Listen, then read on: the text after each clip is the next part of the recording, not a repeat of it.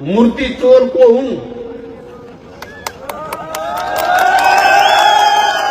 नेपालका ठुल्ठुला मूर्तिहरू चोरहरू अहिले राजा।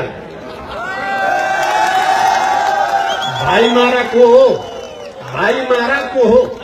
आफ्नै वंश मास्नेले चाहिँ आएर अहिले फेरि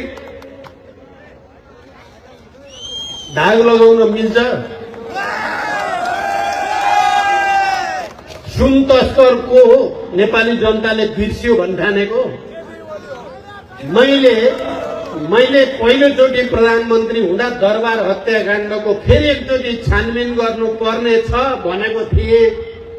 मैले त्यति बेला 5 वर्ष शासन गर्न पाएको भए म फेरि एकचोटि छानबिन गरेर भाइमारा र राजद्रोही यिनीहरूलाई इतिहासको कठघरामा ठेगान लगाउने विचार थियो। अहिले यिनीहरू चुरीफुरी गरेका छन्। मैले तराईको जागरण अभियानमा भनेको थिएँ धेरै चुरीफुरी नगरे हुन्छ। धेरै चुरीफुरी गर्यो भने धेरै मूर्खता पहिले पनि भइसकेका छ।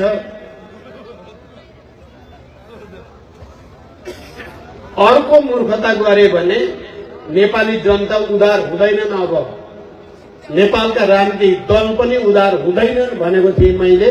उठाउनु पर्यो। त्यति भयानक दरबार हत्याकाण्ड गर्ने मान्छेहरू त परिवारभित्रै थिए नि। उनैको परिवारभित्र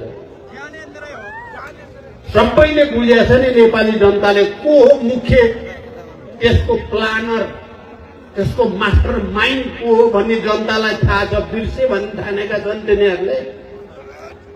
तिम्रा आसेपासेहरूले त आफै लुट्न पाइन्छ कि भनेर तिमीलाई बोक्न सक्छन्। तिमी बढी उचालियौ भने या विदेशीका एक दुईटा फोटो टाँसेर उनको घरमा आउँछु कि भन्ने सपना देखेको हो भने त्यो दिवा सपना हुनेछ। त्यो भ्रममा नरहन चाहिँ हामी अपिल गर्छौँ।